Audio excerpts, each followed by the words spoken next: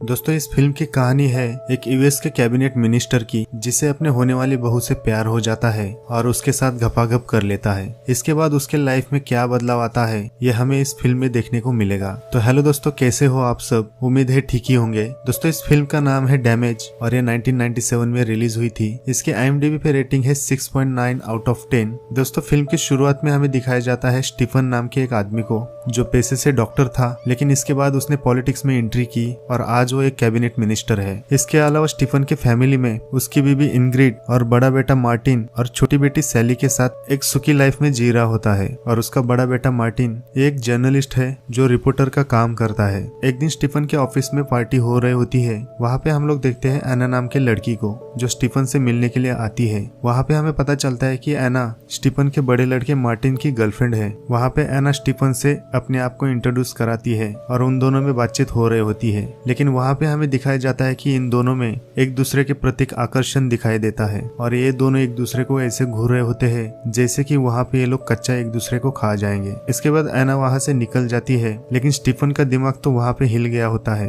क्योंकि उसका मन उस पार्टी में लग नहीं रहा था और वो एना को ही देखता नजर आता है। अगले दिन हम लोग देखते हैं कि मार्टिन एना को घुमाकर अपने घर पे लेकर आता है और वहाँ पे वो अपने फैमिली से मिलवाता है। जब एना स्टीफन से मिलती है तब ये लोग ऐसे बिहेव करते हैं कि जैसे ये लोग पहली बार मिले हैं। यहाँ पे हमें दिखाया जाता है कि स्टीफन की बीवी इंग्रिड उसे एना बिल्कुल भी पसंद नहीं आती। दरअसल एना मार्टिन के घर पे पहली बार आई होती है, इसलिए वो खुल के किसी से बात नहीं कर पाती। इसी वजह से स्टीफन की बीवी इंग्रिड को वो पसंद नहीं आती। अगले दिन हम लोग देखते हैं कि एना स्टीफन के ऑफिस में कॉल करती है और बिना बात किए उससे डायरेक्ट एक एड्रेस देती है और उसे उस एड्रेस पे आने के लिए कहती है। और जैसे स्टीफन एना के कमरे में चला जाता है, वहाँ पे स्टीफन एना को ऐसे झपक जाता है जैसे वो सालों से एक दूसरे से मिले नहीं। और वहाँ पे हमें देखने को मिलता है कि स्टीफन एना के साथ जबरदस्त घपाघप करने में लग जाता है। लेकिन यहाँ पे हमें समझ में आता है कि एना भले ही स्टीफन के बेटे की गर्लफ्रेंड है, लेकिन उसे स्टीफन के साथ घपाघप करने में इतना मजा आता था जितना तो वो मार्टिन से भी प्यार नहीं करती थी। एक दिन हम लोग देखते हैं कि मार्टिन स्टीफन के ऑफिस में चला आता है और वहाँ पे वो अपने पिता से मिलता है। वो उससे बातें करने लगता है और वहीं पे वो बता देता है उसका रिपोर्टर से एडिटर पद पे प्रमोशन हो चुका है, जिस पर स्टीफन बहुत ही खुश हो जाता है। और इसी बात पे स्टीफन अपने फैमिली को डिनर पे लेकर आता है और वहाँ पे मार्टिन एना को भी लेकर आता है। यहाँ पे हम लोग देखते हैं कि मार्टिन के ग्रैंडपा एना से मिलते हैं और उनको एना बहुत पसंद आती है। वहाँ पे खाना खाते समय स्टीफन की बीबी एना के फैमिली के बारे में सवाल पूछती है। वहाँ पे एना उसे बताती है कि उसके पिता एक डिप्लोमेटिक थे, इसलिए उन लोगों को हर समय जगह चेंज करनी पड़ती थी। और वो कहती है कि उसका एक बॉयफ्रेंड भी था, लेकिन उसके ब्रेकअप के बाद वो लोग यहाँ पे लंदन में रहने के लिए आए। वहाँ पे इंग्रिड उससे फैमिली के बारे में पूछती है। एना कहती है कि उसका एक भाई था, लेकिन जब वो 16 साल का था तब उसने सुसाइड कर दिया। इंग्रिड पूछती है कि उसने ऐसा क्यों किया। यहाँ मार्टिन को समझ में आता है कि इन दोनों की बातचीत बहुत लंबी जा रही है, इसलिए उसे ऑकवर्ड फील हो रहा था। वहाँ पे वो उन दोनों की बातचीत रोक देता है और उनसे कहता है कि मुझे ऑफिस में कुछ काम है, इसलिए मुझे यहाँ से निकलना होगा और इसके साथ साथ मैं एना को भी घर पे ड्रॉप कर दूंगा। दोस्तों यहाँ पे हम लोग देखते हैं कि स्टीफन भी अपने काम का बहाना करके वहाँ से निकल जाता है और वो मार्टिन का पीछा करते करते एना के घर तक पहुँच जाता है। जैसे ही मार्टिन वहाँ से निकल जाता है, उसके बाद स्टीफन एना के घर में चला जाता है और उससे कहता है कि हमें कुछ ना कुछ करना पड़ेगा, हमारा जो रिलेशन है इसके बारे में हमें सोचना पड़ेगा। क्योंकि वो कहता है कि खाना खाते समय मैं तुम्हें ही देख रहा था और तुम्हें पाना चाहता था, तुमसे प्यार करना चाहता था। वहाँ पे एना कहती है कि तुम टेंशन मत लो, मैं हमेशा तुम्हारे साथ ही रहूंगी। इसके बाद हम लोग वहाँ पे देखते हैं कि एना और स्टीफन खतरनाक तरीके से घपाघप ठपाठप कर रहे होते हैं और इसके बाद ये लोग एक दूसरे से बात करने लगते हैं। वहाँ पे एना अपने लाइफ के बारे में बता रही होती है। वहाँ पे वो कहती है कि हमारे पेरेंट्स बहुत जगह चेंज कर चुके थे, इसलिए वो कहती है कि मैं और मेरा भाई हम दोनों ही एक दूसरे के लिए सब कुछ थे। लेकिन कुछ दिनों बाद उसे ऐसे लग रहा था कि उसका भाई उसके लिए बहुत ही पॉजिटिव था। वो कहते हैं कि मेरा भाई मुझे ही पाना चाहता था, वो मुझसे ही प्यार करता था, उसने मुझे पाने के लिए अपने आप को खत्म कर दिया। एना कहती है कि उसके मौत के बाद वो काफी टूट चुकी थी और वो वहाँ पे कहती है कि डैमेज लोग बहुत ही खतरनाक होते हैं। वो कहते हैं कि वो अपने आप को संभालने की कोशिश करते हैं क्योंकि वो कहती है कि उन लोगों को खड़ा होना आता है। वहाँ पे स्टीफन एना को अपने साथ एक कॉन्फ्रेंस में आने के लिए इन्वाइट करता है, लेकिन एना उसे कहती है कि इस वक्त उसने मार्टिन से वादा किया है कि वो कुछ समय उसके साथ बिताएगी। और एना स्टीफन से ये भी कहती है कि हमारे बीच जो भी चल रहा है इसे ऐसे ही चलने दे। आगे हम देखते हैं कि स्टीफन की बीबी इंग्रिड स्टीफन के साथ बातें करते हुए नजर आती है और वहाँ पे वो कहती है वो दोनों समय बिताने के लिए पेरिस गए हुए हैं। इसके बाद स्टीफन को हम लोग देखते हैं कॉन्फ्रेंस में। वहाँ पे वो कॉन्फ्रेंस अटेंड तो करता है, लेकिन उसके दिमाग में हमेशा एना की बातें चलती रहती है। वहाँ पे स्टीफन का स्पीकर पे ध्यान नहीं होता। वहाँ पे हर समय उसका ध्यान एना की ओर खींचता जाता है। जब इनकी कॉन्फ्रेंस हो जाती है और ये बाहर निकल आता है तब वहाँ पे वो डिसाइड करता है कि वो भी पेरिस जाएगा। जैसे स्टीफन पेरिस चला आता है वहाँ पहुँचने के बाद एना को कॉल करता है और उसे कहता है कि बाजू वाले चर्च के बाहर उसे मिलने के लिए बुलाता है। और वहाँ पे एना मार्टिन को सोता हुआ छोड़ के स्टीफन के पास चली आती है। वहाँ पे हम लोग देखते हैं कि चर्च के बाहर ये दोनों एक दूसरे के फिर से करीब आ जाते हैं और वहाँ पे ये लोग चुम्मा चाटी करना शुरू कर देते हैं। इसके बाद ये लोग वहीं पे ठपाठप करना शुरू कर देते हैं। वहाँ पे स्टीफन कहता है कि मैं तुमसे बहुत प्यार करता हूँ, मैं तुम्हें अपनी नजरों से दूर नहीं रखना चाहता, मैं तुम्हारे साथ रहना चाहता हूँ। लेकिन वहाँ पे एना कहती है कि मार्टिन वहाँ पे सो रहा है, वो कभी भी उठ सकता है, तो मुझे जल्द से जल्द उसके पास जाना होगा। और उसे कहती है कि मेरा पीछा मत करना और वहाँ से वो निकल जाती है। इसके बाद हम लोग देखते हैं कि एना और मार्टिन जिस होटल में रहते थे उसके ऑपोजिट होटल में स्टीफन वहीं पे रहने के लिए कमरा ले लेता है। थोड़ी देर में हम लोग देखते हैं कि स्टीफन उसकी खिड़की से एना और मार्टिन को देख रहा होता है और वहाँ पे स्टीफन उन दोनों को एक दूसरे की प्यास बुझाते हुए देखता है। तब वो बहुत ही जलस फील करता है और इसके बाद स्टीफन बच्चों की तरह रोने लगता है। अब कुछ दिन ऐसे ही चले जाते हैं। एक दिन स्टीफन एना को कॉल करता है और उसे गार्डन में बुला लेता है जहाँ पे ये दोनों एक दूसरे से बातें कर सके। लेकिन एना को ये मिलना जुलना पसंद नहीं आता, जबकि वो उसके बेटे से प्यार करती है और उसके साथ उसकी शादी होने वाली है। इसलिए वो कहती है कि हम दोनों को सिर्फ शारीरिक संबंध के सिवाय मिलना नहीं चाहिए। लेकिन स्टीफन के सर पे प्यार का भूत इस कदर चढ़ा था कि वो एना को एक पल भी दूर नहीं रखना चाहता था। वो कहता है कि मैं तुम्हारे लिए कुछ भी कर सकता हूँ। वो कहता है कि तुम्हारे लिए मैं अपनी बीवी को भी छोड़ने के लिए तैयार हूँ। उस पर एना कहती है कि तुम्हारे बेटे का क्या, जब तुम्हारे बेटे को पता चलेगा तो वो जिंदगी भर तुमसे नफरत करेगा। और वो कहती है कि तुम अपने फैमिली को सिर्फ मेरे लिए छोड़ना चाहते हो, जबकि मैं तुम्हारे बेटे से शादी करके तुम्हारे पास ही आने वाली हूँ, तो तुम्हें ये सब नहीं करना चाहिए। और इसके बाद एना उसे समझाने की कोशिश करती है। एक दिन हम लोग देखते हैं स्टीफन एना से मिलने के लिए उसके घर पे आ जाता है और वहाँ पे वो देखता है कि एना के घर पे पहले से ही एक आदमी आया है जिसका नाम है पीटर। यहाँ पे हमें पता चलता है कि एना और पीटर एक बचपन के दोस्त हुआ करते थे और पीटर एना का एक्स बॉयफ्रेंड भी था। वहाँ पे ये तीनों एक दूसरे से बातें करने लगते हैं। लेकिन वहाँ पे स्टीफन को पीटर को एना के घर पे देखकर उसे बहुत ज्यादा जलन होने लगती है और इसी वजह से वो उन लोगों को छोड़ के वहाँ से निकल आता है और बाहर आके उसके घर के बाजू में छुप जाता है। थोड़ी देर में पीटर वहाँ से निकल जाता है और इसके बाद स्टीफन एना के घर में फिर से चला जाता है और इसके बाद एना से वो पीटर के बारे में पूछ रहा होता है। एना कहती है कि पीटर एक मेरा बहुत अच्छा दोस्त है और कहीं ना कहीं वो मेरे लाइफ से जुड़ा हुआ है। वो कहती है कि उस पास्ट को मैं भुला नहीं सकती। वहाँ पे एना कहती है कि वो मेरा पहला बॉयफ्रेंड था और वो कहती है कि मेरे लाइफ का एक जबरदस्त हादसा था। एना कहती है कि जब मैं डिनर से घर पे आ रही थी, कार में पीटर मुझसे जबरदस्ती किस करने लगा था और ये सब उसका भाई उसके घर से खिड़की से उन लोगों को देख रहा होता है। जब एना घर पे आ जाती है तब उसका भाई उससे पीटर के बारे में पूछ रहा होता है। वहाँ पे उसका भाई पूछता है कि क्या तुम सबके साथ डेट पर जाओगी और मैं तुम्हारे लिए कुछ भी नहीं, क्या मैं तुम्हारे लिए मायने नहीं रखता। तो वहाँ पे एना बिना बात करे अपने कमरे में चले जाती है और दरवाजा बंद कर देती है। लेकिन उसका भाई उससे प्यार करता था इसलिए उसके दरवाजे के बाहर 2-4 घंटे तक वहीं पे रुक जाता है और उससे माफी मांगने लगता है, लेकिन वो दरवाजा नहीं खोलती। लेकिन कुछ समय बाद वो दरवाजा खोल देती है और तब उसे पता चलता है कि उसके भाई ने वहाँ पे आत्महत्या कर ली है, जिसके बाद एना को बहुत बड़ा सदमा लगता है। उस समय उसे पीटर ने ही सपोर्ट किया था और वहाँ पे इमोशनली एक दूसरे के करीब आने के कारण वो कहती है कि पहली बार हम दोनों वहाँ पे घपाघप करने लगे। इसके बाद स्टीफन उसकी कहानी सुनकर बहुत इमोशनल हो जाता है। उसे एना के बारे में बहुत हमदर्दी हो जाती है। वो उसे गले लगाता है और थोड़ी देर में वहाँ से निकल जाता है। अगले दिन हम लोग देखते हैं कि स्टीफन की बीवी इनग्रिड, उसका बर्थडे होता है और बर्थडे मनाने के लिए स्टीफन अपनी फैमिली के साथ पिता के घर जा रहा होता है और वहाँ पे मार्टिन एना को भी इन्वाइट करता है। लेकिन ये इनग्रिड को पसंद नहीं आता। वहाँ पे मार्टिन का ग्रैंडपा एना से मिलकर बहुत ही खुश था और वो उनके बचपन के बारे में बता रहा होता है। मार्टिन कहता है कि बचपन में हमें किसी चीज की कमी नहीं पड़ी क्योंकि उसे लगता है कि उसके फैमिली में उसके पिता ने उनको सपोर्ट नहीं किया, उसके पिता ने उसकी जिम्मेदारी अच्छी तरीके से नहीं निभाई। वो कहता है कि अपने पिता ने उसके फैमिली पे कभी भी ध्यान नहीं दिया। अगले दिन हम लोग देखते हैं कि ब्रेकफास्ट के समय मार्टिन वहाँ पे अनाउंसमेंट कर रहा होता है। वो कहता है कि एना ने उसके साथ शादी करने के लिए हाँ कह दी है। ये बात सुन के ग्रैंडपा बहुत ही खुश हो जाता है। लेकिन इनग्रिड और स्टीफन ये दोनों काफी खुश नहीं थे क्योंकि इनग्रिड को एना पसंद नहीं आती और दोस्तों स्टीफन का तो आपको पता ही है कि उसके साथ उसका क्या रिलेशन है, इसलिए उसे भी पसंद नहीं आता।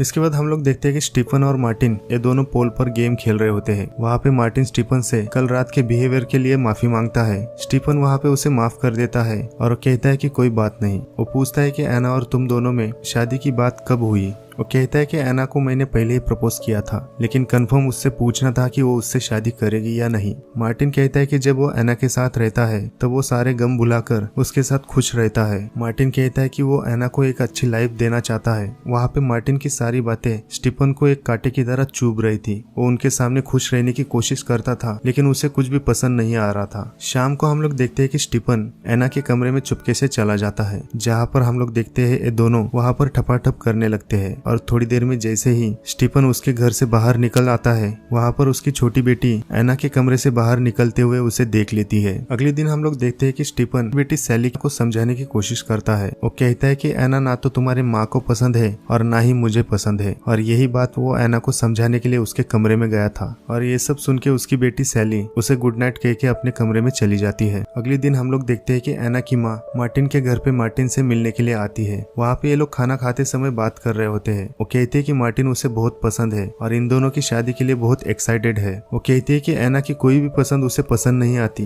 लेकिन इस बार मार्टिन उसे बहुत पसंद आता है और कहती है कि जल्द से जल्द इन लोगों की शादी हो जाए। और यही बात सुनकर इनग्रिड को बहुत अजीब महसूस होता है। लेकिन वहाँ पे बातों ही बातों में एना की माँ उसके भाई के साथ मार्टिन को कंपेयर करती है। वो कहती है कि मार्टिन कहीं ना कहीं उसके जैसा ही दिखता है, और ये बात सुन के उन सबको अजीब लगने लगता है। वहाँ पे एना उसे दो बातें सुनाकर चुप करा देती है और वहाँ से निकल जाती है। वहाँ पे एना को माँ को बहुत बुरा लगता है कि उसने वहाँ का माहौल खराब कर दिया, और वहाँ से वो भी निकल जाती है। और वहीं पे गाड़ी में एना की माँ और स्टीफन बात कर रहे होते हैं। एना की माँ स्टीफन से कहती है कि आजकल एना बहुत ही खुश है। वहाँ पे स्टीफन कहता है कि आप साफ साफ बताओ आप कहना क्या चाहती हो। वहाँ पे एना की माँ कहती है कि मुझे जो भी कहना है वो सब तुम्हें पता है। वो कहती है कि खाना खाते समय मैं तुम दोनों को नोटिस कर रही थी कि तुम एना से नजर मिला नहीं पा रहे थे, और मुझे तुम दोनों के बारे में पता है। वो कहती है कि तुम दोनों में जो भी चल रहा है ये सब यहीं पे रोक दो, वरना आगे जाकर बहुत पछताओगे। इसके बाद स्टीफन एना की माँ को छोड़ने के बाद वो एना को कॉल करता है और उससे कहता है कि इसके आगे हम दोनों के बीच जो भी चल रहा है यह हमें यहीं पे खत्म करना होगा, यहीं पे रोकना होगा, क्योंकि वो कहता है कि यही हमारे लिए ठीक रहेगा। इसके बाद हम लोग देखते हैं स्टीफन मार्टिन को मिलने के लिए उसके ऑफिस में चला जाता है, और जैसे ही उसके केबिन पे चला जाता है वहाँ पे देखता है उसके टेबल पे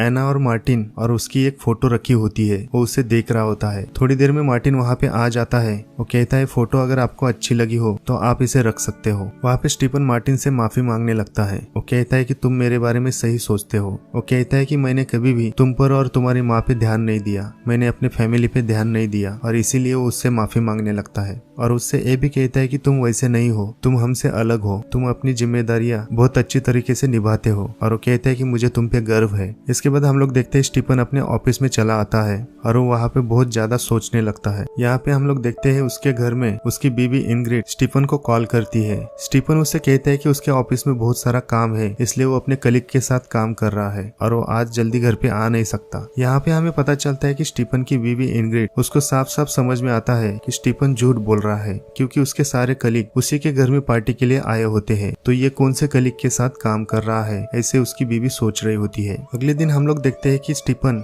एक बाथटब में बैठा हुआ बहुत देर से सोच रहा था। वहाँ पे हमें बताया जाता है कि स्टीफन का प्रमोशन हो चुका है, उसे कैबिनेट मिनिस्टर से हेल्थ मिनिस्टर का प्रमोशन होने वाला है। लेकिन वहाँ पे हम लोग देखते हैं कि वो खुश नहीं है, और उसी को देख के इनग्रिड उसके पास आती है और उसे पूछती है कि तुम्हारे दुखी होने का कारण क्या है। वहाँ पे स्टीफन उससे कहता है कि उसे खुद भी नहीं पता कि उसके साथ क्या हो रहा है, और ये सब बातें सुनकर इनग्रिड वहाँ पे अपसेट हो जाती है और वो वहाँ से निकल जाती है। दोस्तों यहाँ पे हमें पता चलता है कि स्टीफन एना को पाने के लिए वो अपनी मिनिस्ट्री और अपनी फैमिली भी छोड़ने के लिए तैयार हो जाता है। इसके बाद हम लोग देखते हैं कुछ दिनों बाद स्टीफन अपने ऑफिस में काम कर रहा होता है। वहाँ पे उसे एक पार्सल मिल जाता है और उस पार्सल में एक एड्रेस और चाबी मिल जाती है जो कि एना ने उसे दी होती है। यहाँ पे हमें पता चलता है कि एना ने एक फ्लैट खरीदा होता है और उसकी चाबी उसने स्टीफन को दे दी होती है, क्योंकि आगे जाकर एना स्टीफन के साथ शारीरिक संबंध रखना चाहती थी। एक दिन मार्टिन एना को अपने घर पे लेकर आता है, जहाँ पे एना स्टीफन से बात करते हुए हमें नजर आती है। वहाँ पे एना स्टीफन से कहती है अगर वो स्टीफन के साथ सारे संबंध खत्म करना चाहती है तो वो मार्टिन से शादी ही नहीं करती, लेकिन वो स्टीफन से कहती है कि तुम्हारे साथ ऐसे ही संबंध रखना चाहती है। थोड़ी देर में वहाँ पे मार्टिन और एना वहाँ से निकल जाते हैं। स्टीफन सीधा उस नए फ्लैट में चला जाता है जहाँ पे एना उसकी राह देख रही होती है, और ये दोनों बेड पे चले जाते हैं और वहाँ पे ये लोग खतरनाक ठपाठप करने लगते हैं, और ये दोनों अपनी ही धुन में रहते हैं, इसलिए उन लोग को पता नहीं चलता कि उसकी चाबी दरवाजे को वैसे ही लगी होती है। और उसके बाद हम लोग देखते हैं कि मार्टिन वहाँ पे